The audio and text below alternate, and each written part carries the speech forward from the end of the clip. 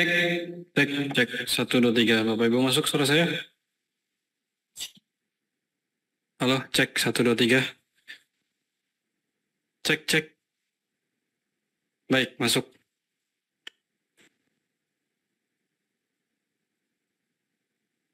Baik, a'udzubillahi minasyaitonirrajim. Bismillahirrahmanirrahim. Assalamualaikum warahmatullahi wabarakatuh. Alhamdulillahi rabbil alamin. Hamdan katsiran tayyiban mubarakan fihi kama yuhibbu rabbuna wa yarda. Asyhadu an la ilaha illallah wahdahu la syarika lah wa asyhadu anna Muhammadan abduhu wa rasuluh. Allahumma salli ala Muhammad wa ala ali Muhammad. Rabbi shrah li sadri wa yassir li amri wahlul 'uqdatam min lisani yafqahu qawli. Alhamdulillah, bersyukur kita kepada Allah Subhanahu wa taala di Selasa malam hari ini kita diberikan Allah berupa nikmat kesehatan dan juga nikmat sempat sehingga Allah perjalankan kita bisa bertatap virtual gitu ya di Zoom pada malam hari ini, Majelis Hijrah bersama UAS. Perkenalkan, nama Alvin Firdaus, teman-teman, abang kakak, ayah bunda semuanya. Insyaallah akan memandu seperti biasa majelis kita, yaitu Majelis Hijrah bersama UAS yang akan kita selenggarakan sebentar lagi ya. Kita sedang menunggu kehadiran dari guru kita, Ustadz Abdul Somad. Baik, Bapak Ibu rahmati Allah, tadi kita sudah bersyukur dan pasti pasangannya adalah kita bersolawat kepada Nabi Sallallahu Alaihi Wasallam dengan sama-sama melafazkan Allahumma salli ala Sayyidina Muhammad wa ala ali Sayyidina Muhammad. Baik, Bapak Ibu, di malam hari ini kita akan kembali belajar ya, setelah 3 pekan mungkin kita libur belajar dengan guru kita karena memang ada uzur dari guru kita tidak bisa membersamai Majelis Hijrah bersama UAS. Beliau melaksanakan ibadah haji begitu. Ya, kita berdoa mudah-mudahan Masya Allah dengan pulangnya beliau dari haji, kita berdoa semoga hajinya menjadi haji yang mabrur dan tentunya diberikan kesehatan, sehat walafiat sehingga malam hari ini bisa berbagi ilmu kepada kita semuanya. Bapak Ibu, malam hari ini kita akan membahas surat yang pendek tapi powerful, yaitu surat Al-Asr. A'udzubillahi minasyaitonirrajim. Bismillahirrahmanirrahim. Wal 'asr innal insana lafi husr illa alladzina amanu wa 'amilus shalihat wa tawasaw bil haqq wa tawasaw bis sabr. Nah, surat yang terdiri dari 3 ayat, tapi ini maknanya Masya Allah luar biasa. Insya Allah malam hari ini kita akan membahas bersama guru kita akan mendapatkan tadaburnya dari penyampaian dari guru kita insya Allah. Baik Bapak Ibu, seperti biasa kita awali majelis kita pada malam hari ini dengan melafazkan ta'awuz dan basmalah. A'udzubillahi minasyaitonirrajim. Bismillahirrahmanirrahim. Sudah siap ya belajar ya? Insya Allah ya. Coba kalau sudah siap di feedback di kolom chat katakan siap gitu. Insya Allah siap. Baik, seperti biasa kan aturannya wujud adab kita pada guru sebisa mungkin kita tampilkan lagi gambar aslam.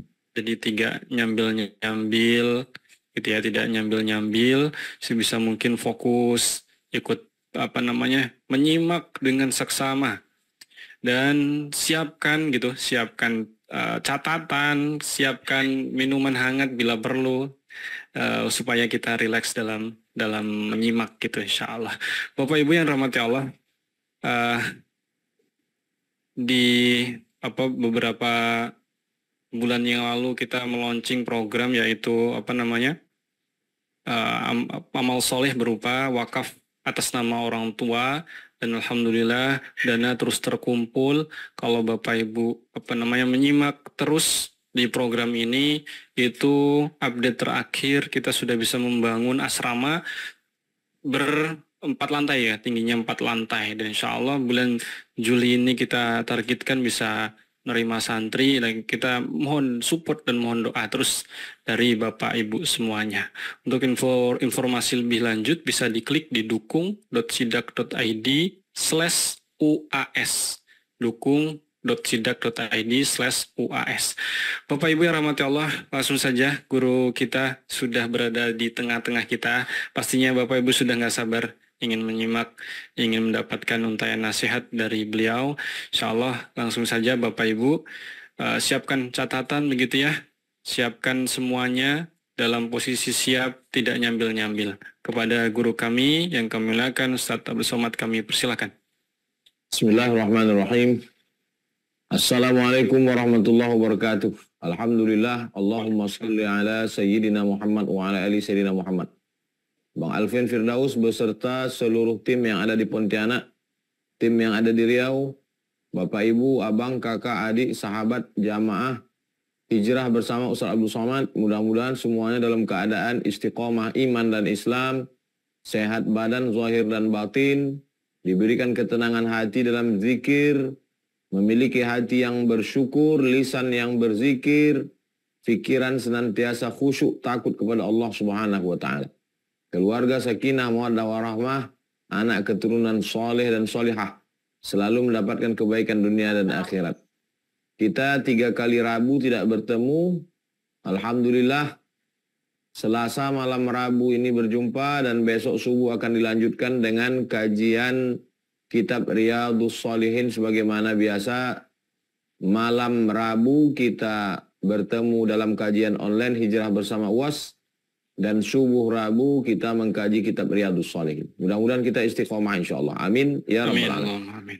Yang akan kita bahas malam ini adalah surat disebut dengan surat Al-Asr. Yang selalu dibaca pada khutbah kedua hari Jumat. Kenapa dibaca pada khutbah kedua? Supaya jamaah sholat Jumat itu merenungkan makna surat Al-Asr. Dan biasanya setelah berpisah dalam satu pertemuan, sebelum membaca atau setelah membaca doa kafaratul majlis, sebelum berpisah, akan berpisah, biasanya membaca surat Al-Asr. Gunanya untuk apa? Supaya direnungkan maknanya, merasuk ke dalam hati dan pikiran, mempengaruhi cara berpikir dan berbuat. Surat Al-Asr ini kata Imam Muhammad bin Idris Asy-Syafi'i, Imam Syafi'i, seandainya Allah hanya menurunkan satu surat saja, surat Al-Asr, lakafa. Lakafa artinya cukup. Seandainya tidak ada surat-surat yang lain, surat Al-Asr saja itu sudah cukup. Mengapa begitu ungkapannya? Begitulah makna besar yang terkandung dalam surat Al-Asr. Poin pertama, a'udzubillahi minasyaitonirrajim. Sebelum membaca Al-Quran kita dianjurkan untuk ta'awuz. Bunyi ta'awuz, a'udzubillahi minasyaitonirrajim. Idza qara'tal Quran, kalau engkau membaca Al-Quran, fasta'iz billah. Maka minta perlindungan kepada Allah supaya jangan sampai ayatnya benar tapi maknanya dirasuki setan. Banyak orang-orang liberal, sekuler, komunis, ateis, bahkan tidak Islam, membaca ayat Quran tapi dipelintir maknanya. Ayat Al-Quran untuk melegitimasi perbuatan haram. Ayat Al-Quran dijadikan sebagai stempel pembenaran, bukan mencari kebenaran. Na'udzubillah. Supaya jangan sampai otak kita, pikiran kita ini disesatkan setan. Maka sebelum membaca ayat Quran, ayat mana saja pun, a'udzubillahi minasyaitonirrajim. Kalau ayatnya di tengah, tidak perlu membaca bismillah. Kalau baca bismillah, bagus. Kalau tidak baca bismillah, tidak apa-apa. Misalnya baca ayat di tengah. A'udzubillahi minasyaitonirrajim. Ya ayyuhalladzina amanu kutiba alaikumusiyam. Cukup. Tapi kalau dia di pangkal surat, dibaca basmalah. Ta'awuz bunyinya a'udzubillahi minasyaitonirrajim. Basmalah bunyinya bismillahirrahmanirrahim. Fungsi basmalah di awal surat itu sebagai pemisah antara surat sebelumnya dengan surat setelahnya. Surat Ad-Duha setelahnya itu adalah surat Alam Nashrah. Maka pemisah antara Ad-Duha dengan Alam Nashrah, di tengah ada Bismillahirrahmanirrahim. Dia tidak termasuk dalam surat. Maka kalau kita buka Al-Quran, Bismillahirrahmanirrahim kosong. Tidak ada angka 1. Yang ada angka 1 pada Al-Fatihah. Bismillahirrahmanirrahim. Angka 1.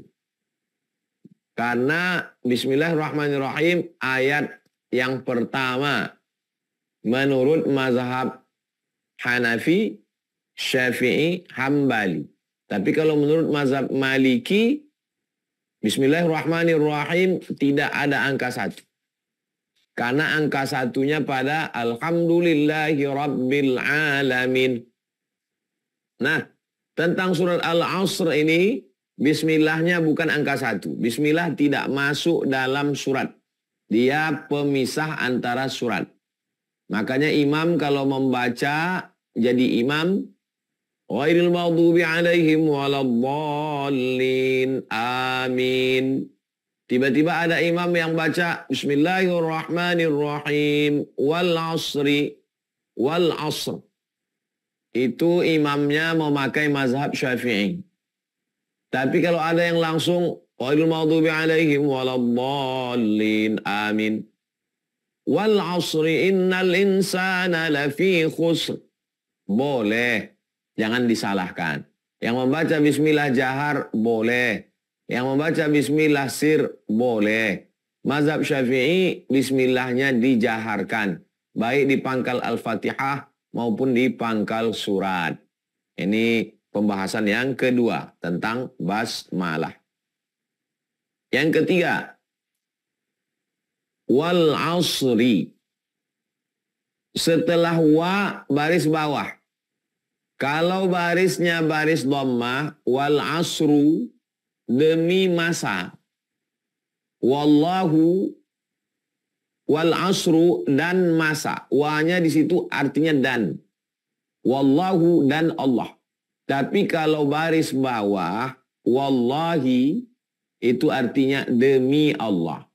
Maka dia itu adalah qasam namanya, sumpah. Wal asri demi masa. Kenapa mesti ada sumpah?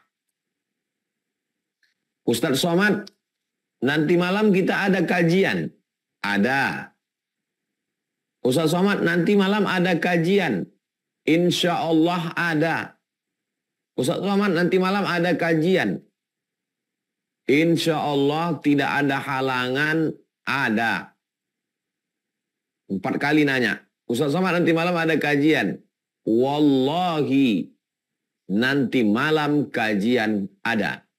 Maka fungsi sumpah itu dalam bahasa Arab namanya litaukid, penekanan makna. Biasanya Allah bersumpah menggunakan makhluknya untuk menekankan makna apa setelah ayat tersebut. Biasanya Allah bersumpah dengan makhluknya yang besar-besar. Allah bersumpah demi matahari. Wasyamsi wa duhaha. Allah bersumpah demi bulan. Wal qamari idza talaha. Allah bersumpah demi siang. Wan nahari idza jallaha. Allah bersumpah demi malam. Wal laili idza yaghshaha. Allah bersumpah demi bintang-gemintang. Wan najmi idza hawa ma dhalla sahibukum wa ma ghawa. Allah bersumpah demi malam. Wal laili idza saja. Biasanya Allah bersumpah demi makhluk yang besar-besar. Tujuannya untuk apa? Wahai manusia, kalian kecil, kerdil, mungil, tidak ada apa-apa. Ini makhlukku yang besar-besar. Allah bersumpah demi makhluknya untuk menunjukkan keagungan kemuliaannya. Kita, makhluk, bersumpah demi Allah untuk menunjukkan keagungan kemuliaan Allah. Tidak boleh bersumpah demi makhluk. demi matahari, tidak boleh syirik. Demi bintang gemintang, syirik. Demi cinta, syirik. Kenapa syirik? Mempersekutukan Allah berarti ada yang besar selain Allah. Makanya di pengadilan disuruh saksi bersumpah 3 huruf. Wallahi wa, tallahi ta, billahi ba. Wallahi tallahi billahi, demi Allah. Apakah benar saudara melihat tersangka ini? Demi Allah Pak Hakim. Wallahi tallahi billahi. Ini sumpah. Tidak boleh bersumpah demi makhluk. Kita bersumpah demi Allah Subhanahu wa taala karena yang kita agungkan, kita muliakan, kita puja-puji, kita sanjung yang paling tinggi adalah Allah. Maka kita katakan wallahi tallahi billahi. Sedangkan Allah bersumpah untuk menunjukkan kemuliaannya, dia sebutkan makhluknya yang besar-besar. Lalu kenapa waktu termasuk objek sumpah Allah? Untuk menunjukkan bahwa waktu adalah sesuatu yang besar dalam pandangan Allah. Berapa kali Allah bersumpah demi waktu? Allah bersumpah demi waktu sebanyak 6 kali. Diawali dengan waktu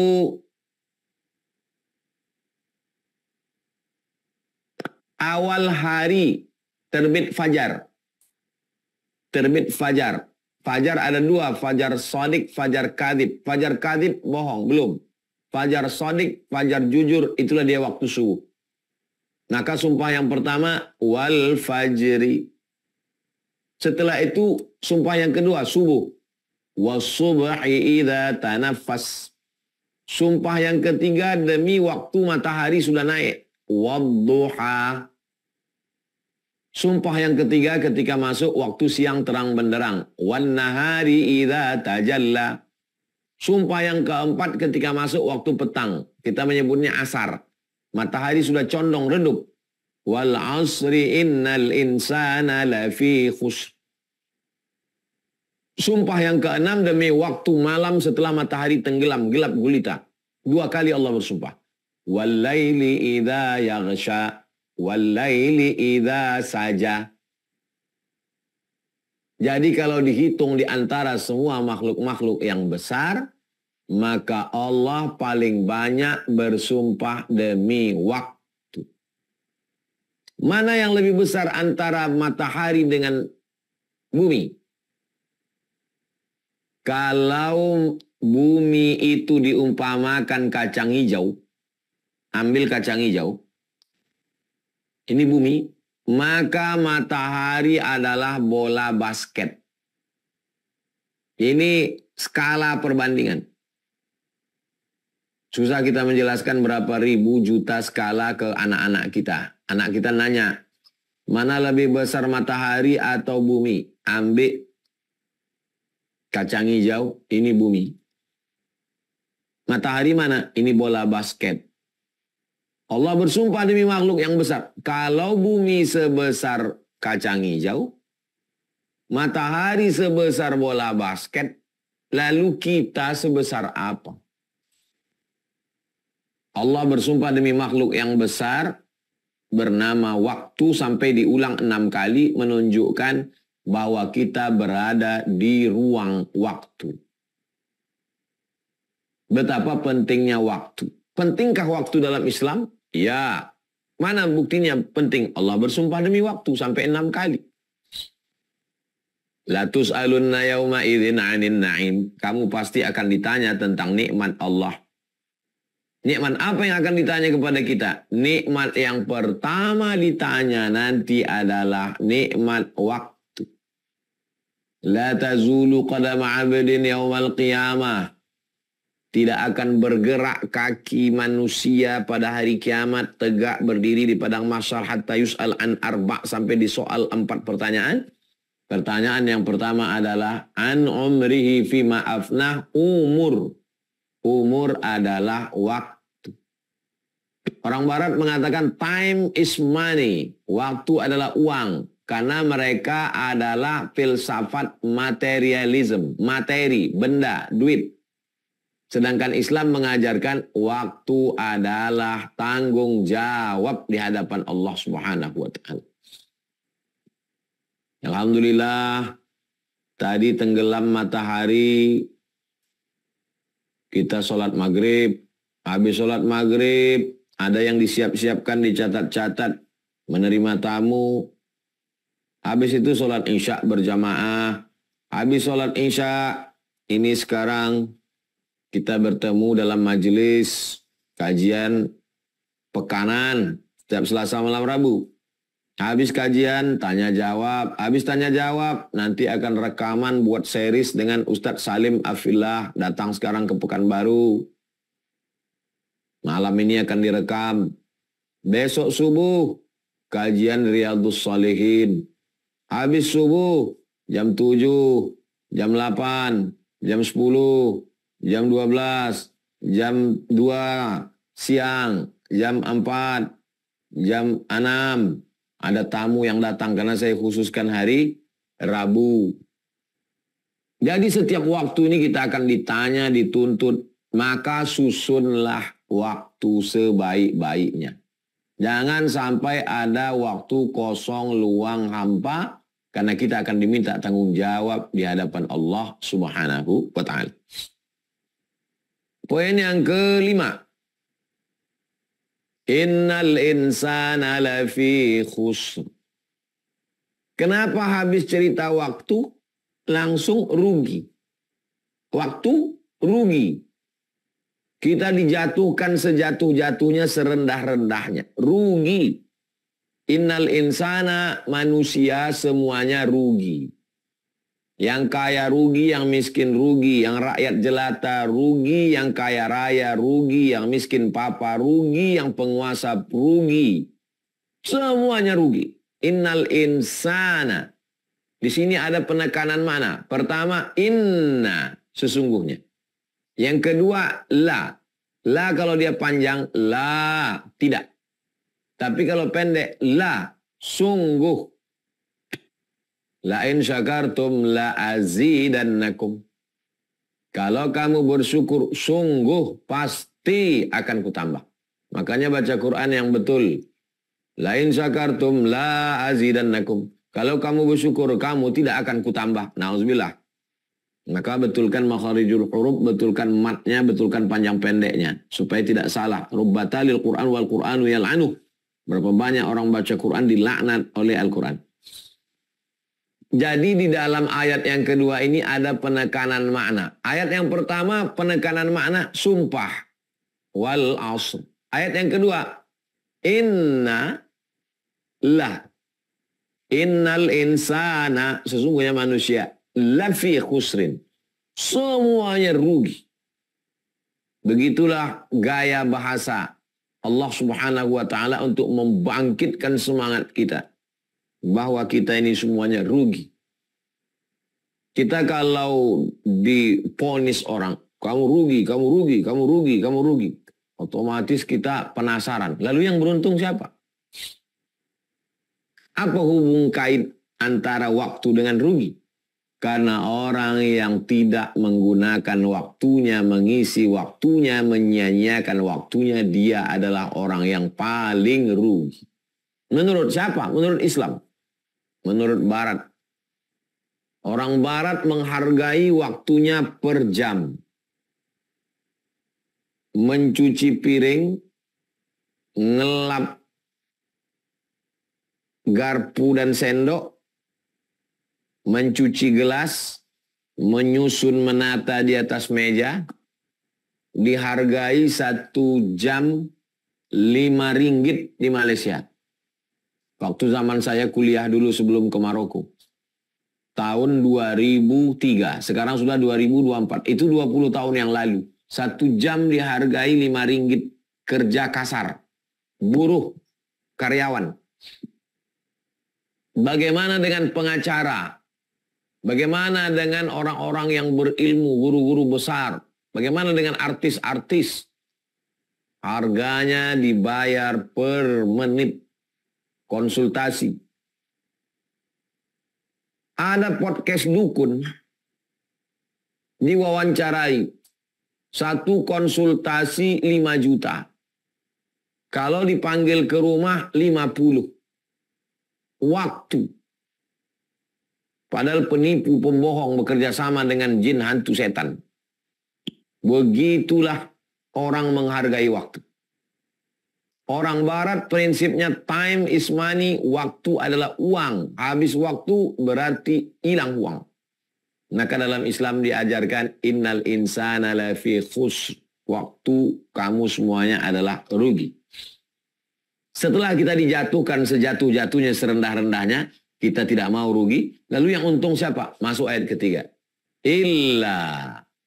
Ini bukan berarti no exception. Bukan berarti tidak ada pengecualian. Ada. Yang tidak rugi siapa? Satu. Illalladzina amanu. Yang pertama yang tidak rugi, poin ke-6 adalah aman. Orang yang beriman. Beriman kepada Allah, malaikat, kitab, rasul, hari kiamat, takdir baik dan takdir buruk. Itulah orang yang tidak rugi. Bagaimana dengan orang kaya? Membuatkan asrama fakir miskin. Memberikan beasiswa. Tapi dia tidak beriman. Orangnya baik. Maka dalam Islam, fit and proper test pertama adalah iman. Wa may yabtaghi ghairal islami dina, siapa yang tidak beriman kepada Allah dan Nabi Muhammad SAW, fala yuqbala minhu, di akhirat dia tidak diterima. Wa huwa fil akhirati minal khasirin, dia rugi. Kenapa rugi? Karena semua amalnya sia-sia. Ulaika habitat a'maluhum, amal mereka gugur. Ketika kita mati nanti, semua amal kita diperlihatkan di depan mata. Faman ya'mal mithqala dzarratin khairan yarah. Sebesar zarrah biji sawi. Ini amalmu. Tapi lalu kemudian amal itu dihembus. Haba'an mansura. Seperti debu yang ditiup angin. Tak bermakna sama sekali. Itulah kerugian. Ada orang tidak bisa minum. Kenapa tidak bisa minum? Karena tidak ada air. Gurun pasir, panas, kering, kerontang. Tidak bisa minum. Rugi. Tapi yang paling rugi adalah orang yang ada air di depan matanya. Manis, ada gulanya, dan dia tidak bisa minum. Ada kepiting, ada cumi, ada seafood, tapi dia tidak bisa makan. Mohon maaf, yang kebetulan penyakitnya saya sebutkan. Yang tersinggung. Inilah orang yang rugi. Maka kita jaga kesehatan. Ada orang yang mati, mungkin dia rugi karena tidak ada waktu. Tapi ada orang yang hidup, masih berada di dalam ruang dan waktu, tapi dia tidak memanfaatkan waktunya. Innal insana lafi khusr. Tapi ada pengecualian. Siapa dia? Illalladzina amanu. Orang beriman tidak rugi. Kenapa tidak rugi? Karena dia akan dibalas nanti di akhirat dan dia akan masuk surga. Kalau dia punya dosa, dia diampunkan Allah, taubat nasuha, dan dia akan bersama kekal abadi dalam surga bersama Rasulullah SAW. Mudah-mudahan kita termasuk golongan itu insya Allah. Amin. Ya Rabbal Alamin. Apakah hanya sekedar iman saja? Tidak. Poin yang ke-7. Wa amilus solihati, amal soleh. Iman di dalam Islam bukan iman yang pasif. Yang penting saya beriman, pergi ke gunung, betapa di gua. Bukan. Iman dalam Islam itu ada outputnya. Apa yang kau lakukan terhadap kehidupan? Bermanfaatkah untuk istri? Istri bermanfaatkah untuk suami? Suami istri bergunakah untuk anak? Bermanfaatkah untuk lingkungan sekitar, tetangga, jiran, kawan, sahabat, jamaah? Menguntungkan orang lain atau justru mengambil keuntungan dari orang lain?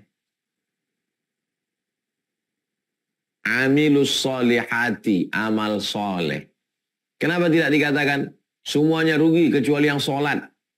Enggak. Semuanya yang rugi kecuali yang haji. Semuanya rugi kecuali orang yang berzakat. Enggak. Tidak dikatakan satu-satu amal. Tapi secara umum apa dia? Wa amilus solihati, beramal soleh. Ibu, bapak, ASN, PNS, kerja di kantor. Tiap hari datang orang ngurus KTP, STNK, BPKB, yang di kantor polisi, perpanjangan SIM, yang di Samsat, yang di kantor pajak. Mudahkan urusan orang, jangan dipersulit. Jangan gara-gara main game online orang ngantri panjang.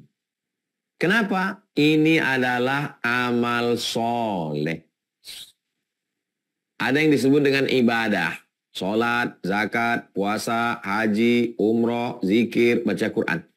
Tapi ada yang disebut dengan amal soleh. Amal soleh itu apa?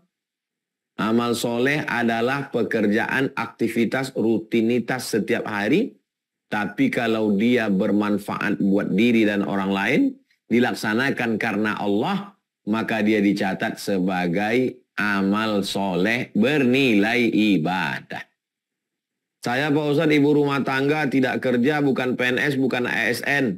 Di rumah bangun pagi, mengumpulkan spray, pakaian anak, suami, memasakkan, buat teh, nasi goreng, sarapan pagi, suami pergi kerja, anak sekolah. Amal soleh. Jangan merasa diri bukan apa-apa. Saya ini tidak ada apa-apanya, tidak bermanfaat, bukan dokter, bukan profesor, bukan dokter, bukan SH. Prestasi terbesar perempuan adalah ketika hadir di wisuda anaknya tahfiz Quran. Prestasi tertinggi perempuan bukanlah yang hadir saat mendapatkan penghargaan dari penguasa. Prestasinya adalah saat hadir di acara akad nikah anaknya melelehkan air mata haru karena berhasil menjaga kehormatan, harkat, martabat anak perempuan. Itulah amal soleh yang paling hebat. Untuk apa profesor, doktor, SH, MH, insinyur, polisi, tentara, bintang 4, tapi ternyata anak pertama narkoba, yang kedua pelakor, yang ketiga pemabuk, sakau, zina, na'udzubillah. Gara-gara apa? Gara-gara tidak punya waktu untuk memperhatikan keluarga. Jadi ini semua adalah amal soleh. Saya hanya seorang security Pak Ustadz, kerja di kantor, masuk jam 6 petang, pulang jam 6 subuh. Amal soleh. Mengamankan negara, mengamankan perusahaan, halalan toiba, rezekinya baik. Ini semua disebut dengan amal soleh. Lalu mereka ini tidak rugi. Illalladzina amanu wa amilus solihati. Poin yang ke-8. Apakah kalau sudah beriman dan beramal soleh cukup? Agama Islam tidak egois. Beriman sudah, amal soleh sudah. Yang penting saya beriman, saya beramal soleh, saya masuk surga. Tidak cukup. Orang beriman tidak egois. Maka masuk illalladzina amanu wa amilus solihati wa tawasaw bil haq. Menasehati, memberikan wasiat tentang hak kebenaran. Kamu nggak betul, jangan main judi online. Kamu salah, jangan terlibat pinjol. Kamu salah, jangan pakai narkoba. Kamu salah, jangan pakai baju sempit, tidak menutup aurat. Urus saja surgamu. Jangan urus nerakaku. Kamu masuk surga, biarkan aku masuk neraka. Bukan ajaran Islam. Ajaran Islam wa tawasaw bil haq. Ini orang Islam ini resek. Ini apa ini orang Islam ini ngurus-ngurus apa yang kita minum, apa yang kita makan, apa yang kita pakai. Itu ajaran agama. Kalau orang Islam berbondong-bondong pergi haji dan umroh, maka orang Islam juga mesti berbondong-bondong untuk menyatakan kebenaran. Makanya agama Islam ini tidak akan hilang. Kenapa tidak akan hilang? Karena orang tetap akan mengamalkan wa tawasau bil haq. Cobalah lihat komen-komen di FB, Instagram, YouTube. Siapa yang paling ramai komen?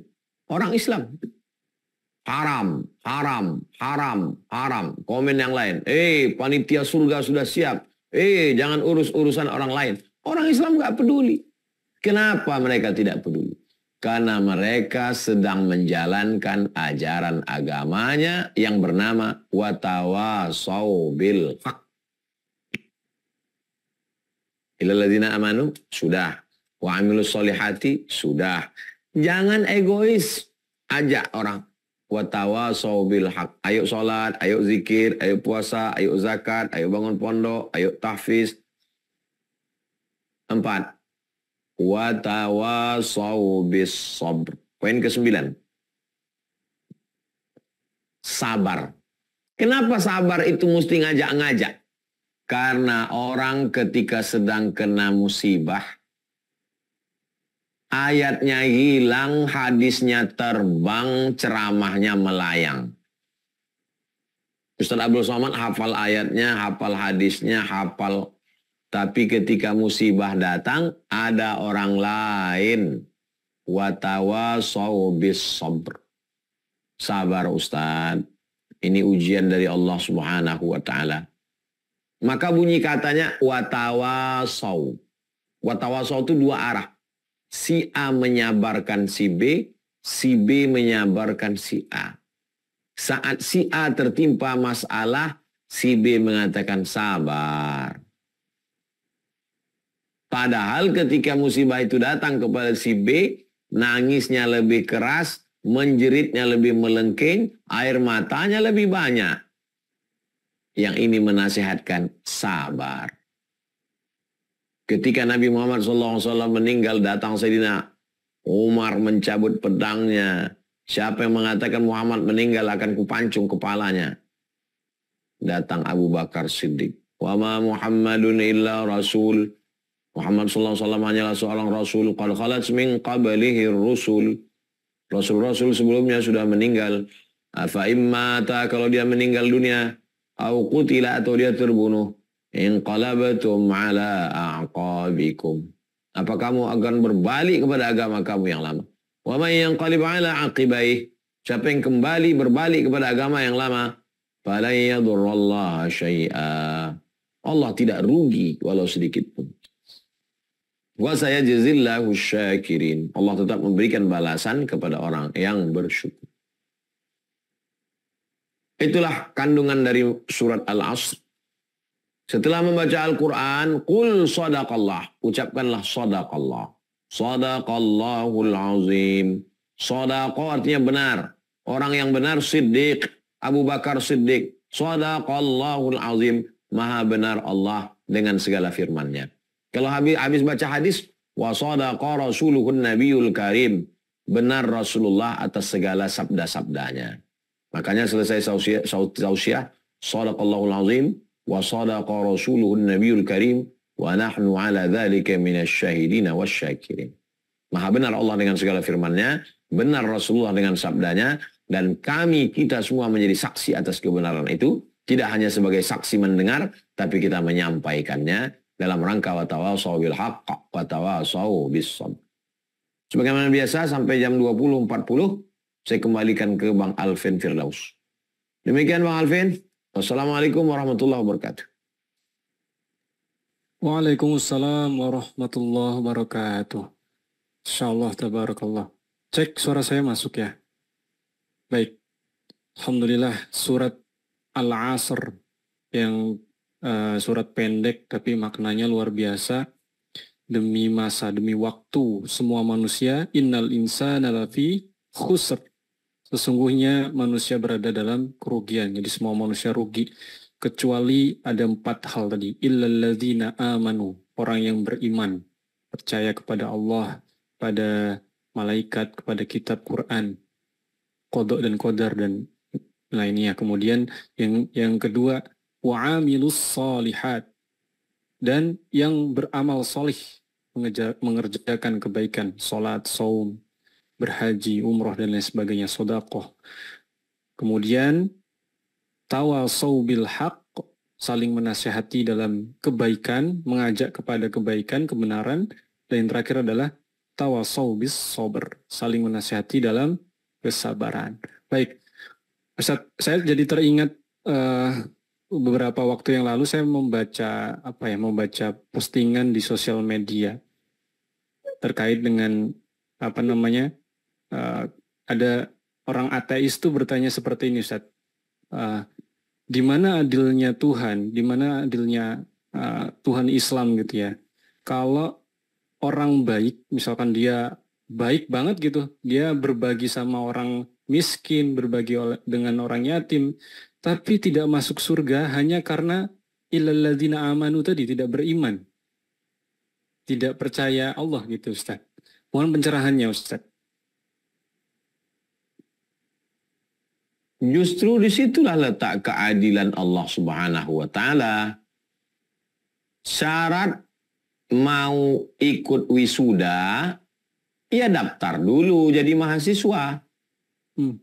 Walaupun hafal diktat dari sampul sampai footnote bibliografi, kalau tidak daftar sebagai mahasiswa, ia tidak bisa ikut wisuda. Kenapa? Karena dia tidak menggunakan akalnya untuk mendaftar. Allah kan kasih akal nih. Ini saya kamu kasih akal. Gunakan akalmu. Punya mata, gunakan untuk melihat. Punya telinga, gunakan untuk mendengar. Hei ateis, kau kan dikasih akal. Iya, gunakan akalmu untuk mencari Tuhan. Rata-rata ateis-ateis itu yang punya akal, itu dia pakai akalnya, ujung-ujungnya bersyahadat. Asyhadu an la ilaha illallah, asyhadu anna Muhammadar Rasulullah. Lalu kalau masih ada ateis yang belum bersyahadat, itu akalnya belum dipakai, masih off. Tolong yang ateis-ateis, kalian pakai akal kalian, baru nanti kalian akan berkata, oh, disitulah letak keadilan Tuhan. Kenapa? Karena ketika orang baik itu memberikan hartanya 20% dari keuntungan perusahaannya untuk membantu. Kenapa dia masuk neraka? Mana keadilan Tuhan? Karena dia tidak tahu siapa yang menghidupkan dia, siapa yang mematikan dia, siapa yang membuat dia jadi kaya itu. Siapa yang menggerakkan dia, siapa yang membuat jantung dia berdetak. Pak dokter, ya. Kenapa manusia itu hidup, Pak dokter? Karena darahnya mengalir. Kenapa darahnya mengalir? Karena jantungnya berdetak. Kenapa jantungnya berdetak? Nah, itu tak bisa dijawab fakultas kedokteran. Ujung-ujungnya dia akan mengatakan, karena ada Tuhan. Itu tidak diajarkan di fakultas kedokteran. Di fakultas kedokteran hanya diajarkan jantung berdetak. Lalu yang mendetakkan jantung itu siapa? Tuhan. Dengan itulah keadilan. Karena kau sudah pakai akalmu untuk menemukan aku. Uangnya udah dia pakai? Iya. Kakinya udah dia pakai masuk ke pedalaman? Iya. Matanya udah dia pakai untuk menengok orang susah. Nangis nengok orang susah? Iya. Tapi ada satu yang belum dia pakai. Apa? Otaknya belum dia pakai. Pakai otakmu. Wa ma kunna mu'adzibina hatta nab'atha rasula. Kami tidak mengazab manusia sampai kami mengirimkan akal. Sampai kami mengirimkan akal. Maka orang yang tidak berotak, dia tidak diazab. Siapa dia? Anak kecil, orang gila, orang tidur, orang pikun. Ateis, kalau kau masuk ke yang keempat ini, kau tak kena azab. Karena kau tak ada otak. Tapi kalau ada otak, pakai otakmu. Kau berpikir, kenapa aku hidup? Tapi Tuhan tidak adil. Masa harta sudah dia gunakan, mata sudah dia gunakan, kaki sudah dia gunakan, masuk ke pedalaman Afrika, kulit, betul, semua sudah dia gunakan. Ada satu yang belum dia gunakan. Dan itulah yang membedakan dia dengan hewan. Apa dia? Akal pikiran. Gunakan akalmu, kau akan menemukan Allah Subhanahu wa ta'ala. Wallahu a'lam. Baik, Masya Allah, tabarakallah. Insya Allah tercerahkan. Kita masuk ke sesi tanya jawab, Bapak Ibu semuanya. Saya akan pilih di Zoom ini untuk beberapa orang ya. Kita insya Allah sampai 21.15, jadi masih banyak spare waktu yang bisa dimanfaatkan. Untuk yang pertama, saya minta Ibu Sonia, yang paling di atas. Silakan, tafadhol Ibu. Assalamualaikum warahmatullahi wabarakatuh, Ustaz. Waalaikumsalam warahmatullahi wabarakatuh. Ya Ustaz, saya mau tanya begini Ustaz, kan kalau mana yang lebih diduluin gitu Ustaz, kan pada saat mau sholat subuh itu kan ngebangunin anak, sementara anak kan belum bangun juga. Nah setelah selesai sholat itu masih belum bangun juga. Nah apakah kita dahulukan zikir dulu atau kita bangunin sholat anak dulu gitu Ustaz? Saya suka bingung gitu Ustaz. Yang lebih prioritas kalau tinggalnya di Sumatera, di Riau sekarang subuh jam 5 lebih kurang, bangunlah 1 jam sebelum subuh. Bangun jam 4, mandi supaya sehat, fresh. Mandi subuh itu termasuk terapi sehat. Lalu kemudian setelah mandi, sholat sunat wudhu, sholat sunat taubat, sholat sunat tahajud, sholat sunat hajat, zikir, istighfar 100, sholawat 100, la ilaha illallah 100. Sudah tenang, bangunkan anak. Kenapa terjadi kelimpungan seperti tadi? Karena bangunnya terlambat. Robah mulai malam ini. Hijrah itu maknanya ada perubahan. Bangunnya.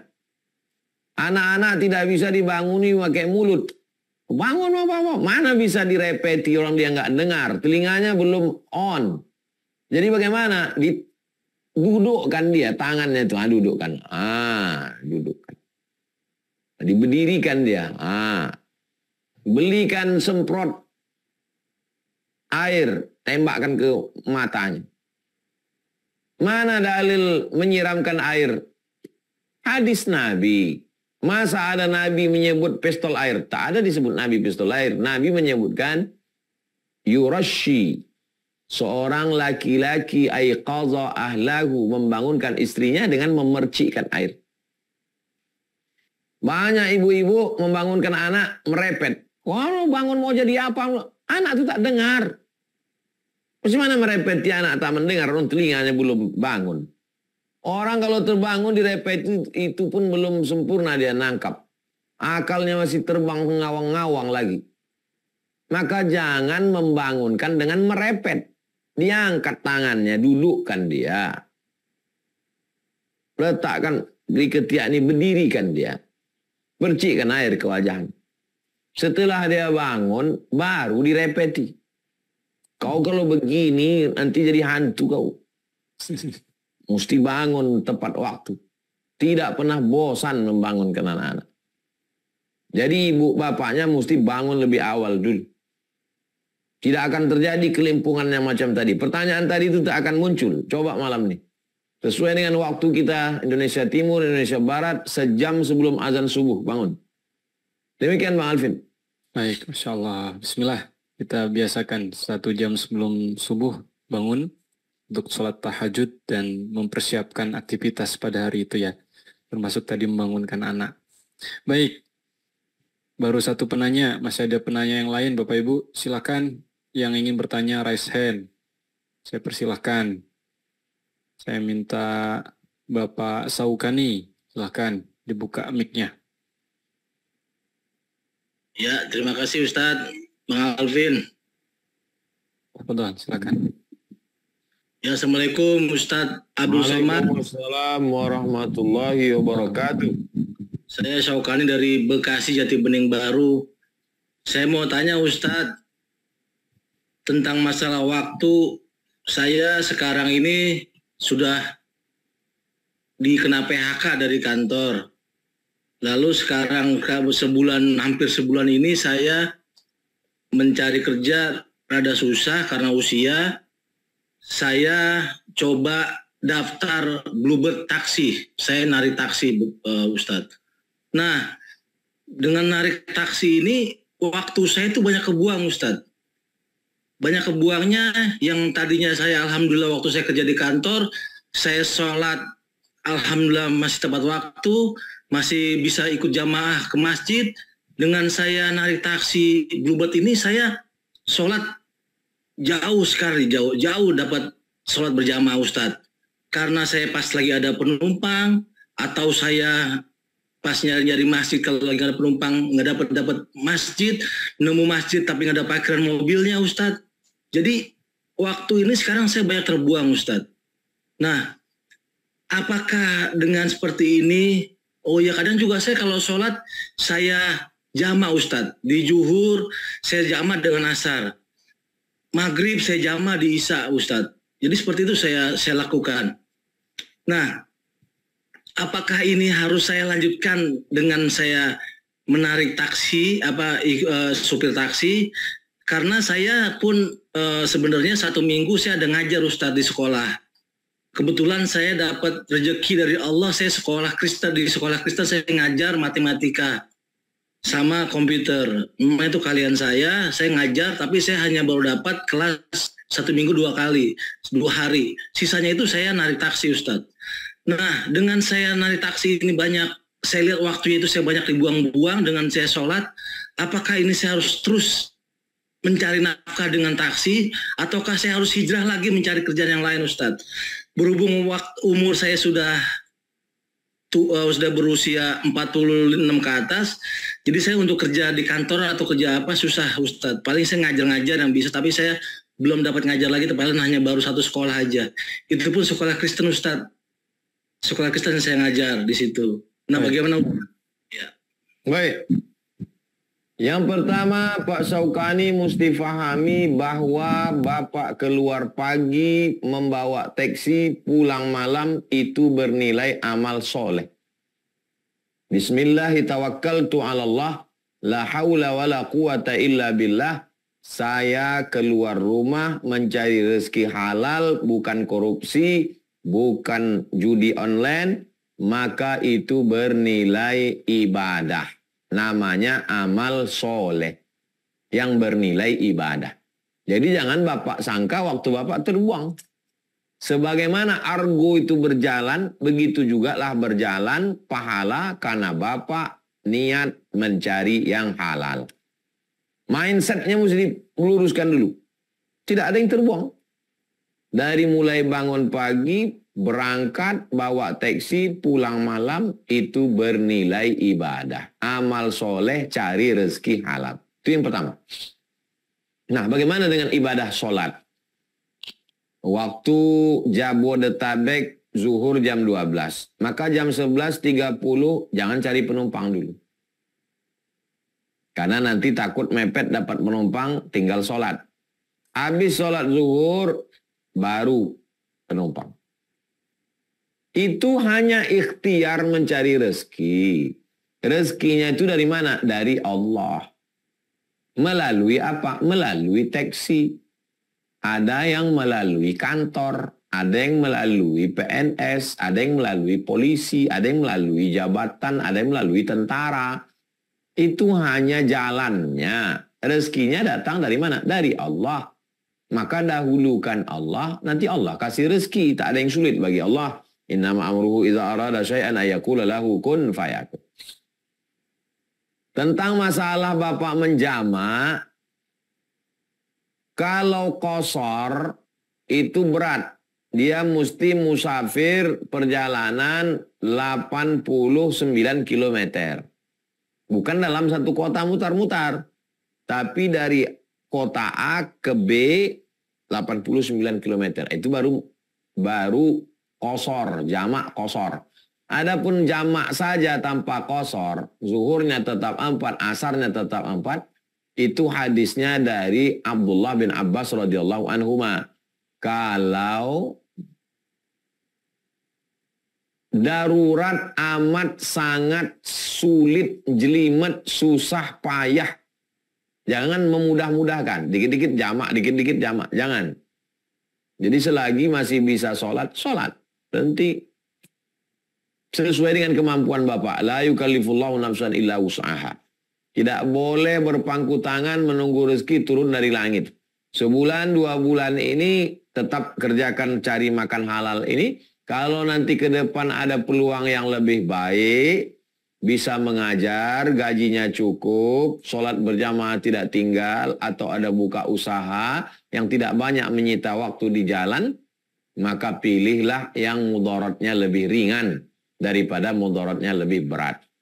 Bang Alvin Firdaus, kita tidak hanya mengurus ibadah, tausiah, tapi juga saya mau komunitas kita ini kita kenal, tahu, oh ini punya catering, ini mau menikah anaknya, tinggal di satu kota. Bagaimana kalau kita pertemukan antara yang punya catering dengan yang nikah anak? Bukan berarti gratis.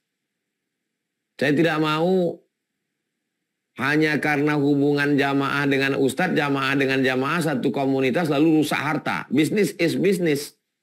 Tapi kita mau hubungan baik kita ini berlanjut.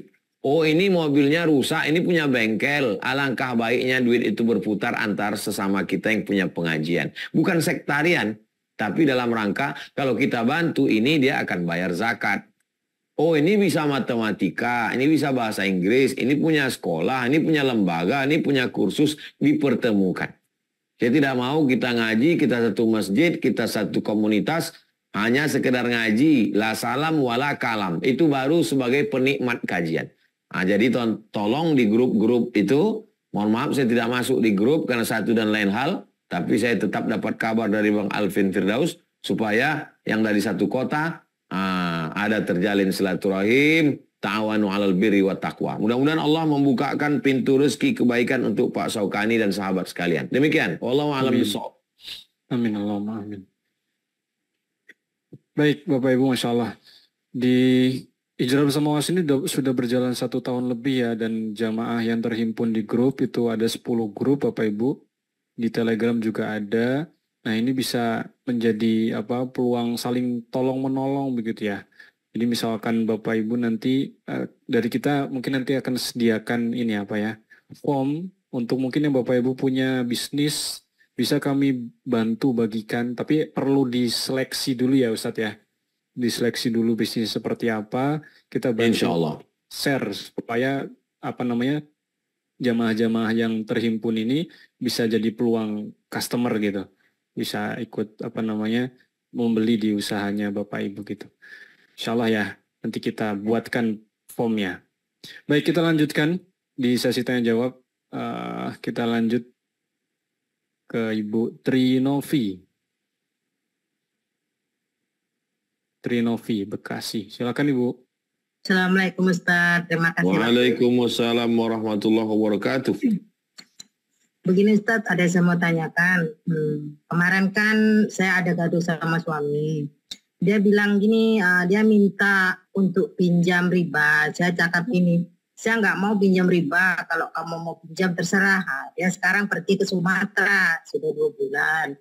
Nah, dia bilang gini, yang tahu agama siapa? Kata saya jawab gini, yang paham agama. Kata saya, berdosakah saya jawab kayak gitu Ustaz?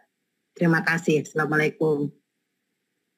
Waalaikumsalam warahmatullahi wabarakatuh. Prinsip yang pertama, la ta'ata li makhluqin fi ma'siyatil khaliq. Tidak ada ketaatan kepada makhluk kalau ketaatan itu menyebabkan durhaka kepada Khaliq, kepada Allah. Anak tidak boleh taat kepada bapaknya kalau taatnya itu menyebabkan durhaka kepada Allah.